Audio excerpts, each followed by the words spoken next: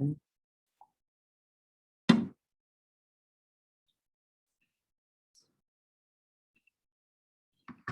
right, so might as well get started. This is actually like way more people than last meeting, which is pretty surprising. So you guys have like midterms or something? Yeah, okay, me as well. Okay, well, welcome to the 5th meeting. And today we're actually going to get started on playing some CTFs together. Offensive CTFs, which might be a little bit different from what we've been talking about around like hack the box, over the wire type stuff. And I'll just be giving a little rundown on what offensive CTFs are, and then you guys can get directly right into playing, preferably in like groups or together, because it's a very collaborative thing. Cool. All right, so capture the flags. Oh, okay. Yeah, so capture the flags, if you guys forgot what it was, it's basically a competition. It could be competitive or casual, but it's still a competition where you apply your cybersecurity skills on a bunch of challenges. And you're basically trying to find these things called flags. It's very obvious once you see it, and you turn it in for points. That's essentially what it is. It's very straightforward. And the general consensus, I haven't heard anyone say otherwise, is it is the best way to learn cybersecurity. It's basically learning by doing. You know, a lot of you might have done leak code in the past or done like 61B and like found out a lot of that stuff clicked. It's because you're getting some hands-on experience with some actual stuff and what they actually do out in the industry. And CTFs are a really good reflection of that for beginners and for advanced players as well.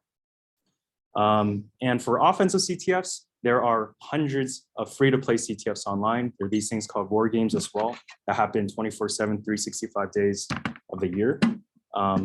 But generally, offensive CTFs take place online, remotely, the vast majority of them. And they basically happen every week. So you'll have like, if you go on ctftime.org, that is basically the hub, kind of like a league for all the CTFs. They basically collect kind of like, you know, a bunch of like teams and a bunch of CTFs going on, and they put it on one website, ctftime.org. You'll see a bunch of CTFs going on every single week.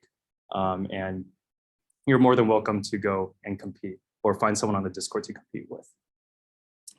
And for example, there are a lot of CTFs hosted by our counterparts as well from other schools. Texas A&M has one this week. WPI has one next week, and Purdue has one as well next week. CMU just finished theirs last week. You competed in it, right? With Shellfish. Yeah. I took a look at the challenges and I was like, nope. Yeah. But yeah, generally, like these are very beginner friendly. And you know, a lot of you guys can just go in and compete in them, you know, just from your home. So you're not actually flown out to anything. CCDC is more so like you get sponsored to go there, and then you get really nice hotel rooms and stuff and compete. I'm not too sure what the process is, but it's a little bit different. And in contrast to attack and defense CTFs, like you might have seen in Hack the Box, offensive CTFs are more computer science oriented. So you're basically applying what you've learned here at school, assuming you guys are in EECS or LNS. And you basically apply that knowledge into cybersecurity skills to kind of break computer programs. And there's a whole bunch of different categories, but the very popular ones are web, crypto, binary, and forensics. For example, here we have Google CTF. They have, you know, kind of like the same categories, but they have hardware and sandboxing, which is, you know, a little bit out of the blue compared to the vast majority of CTFs held online. And these are basically Jeopardy style CTFs. So the majority of them are basically, you know, you choose a category, and for every category, there's a bunch of challenges, and for every challenge, there's like a bunch of points. And you pick a category, you pick a challenge, and then you can go and start taking on that challenge with your team and try to find a flag. You turn that flag in and you get the amount of points. And generally these kind of last for like 2 days, 2 or 3 days over the weekend. And whoever has the most points by the end of that time frame wins. That's very gist of it. Any questions on how this whole thing's laid out? Pretty straightforward. All right, so I'll just go over like a bunch of the different categories and you guys can start playing. So web is basically the lowest barrier to entry in a lot of these CTFs. It's basically where you pretty much hack websites, exploit web vulnerabilities to uncover the flags. So you might be performing SQL injection on a login form and then to kind of leak information about database, or you might be doing some form of WebAssembly to kind of uncover a flag down in the browser or whatever. And kind of the skills tested generally would be JavaScript. You got to know your internet protocols like HTTP, TCP, FTP. And you got to know how to use some network inspection tools like Chrome Network Debugger or a JavaScript debugger for website and stuff like that. But again, a lot of these challenges vary and a lot of the tools and the knowledge that you'll need changes vastly. So this is kind of like a general gist of what you'll see. And the next category is reverse engineering, or shortened to Rev. This is what you guys did last week if you guys came. And it's basically you're trying to take apart a computer software and try to understand what it does to get the flag. And you're basically going to be doing a lot of disassembling. So you're going to be taking computer binaries and then disassembling with like Binary Ninja or Ghidra, doing a lot of dynamic analysis using GDB. For those of you who don't know GDB, it's kind of like the IntelliJ debugger you guys used. And generally, a lot of these are running on GNU, so you might need to know a little bit of libc. But again, this varies. So it could be a whole different tech stack. You could be reverse engineering like a Python game, for all we know. Or you could be reverse engineering like some kind of like Rust compiler, whatever. But again, it would be very useful to know your assembly to tackle these type of challenges in reverse engineering. Okay, and this is also a very exciting one. Binary exploitation, otherwise known as pwn. Found that name a little cringy, but it's whatever. Basically, you're trying to utilize your systems level knowledge to try to alter program's behavior to try to get a flag. So the skills used when you're doing binary exploitation is reverse engineering. So you kind of need to know how the computer program works to try to leak a flag, or you need to know how to script something to be able to alter program's behavior in a more automated fashion, exploit development.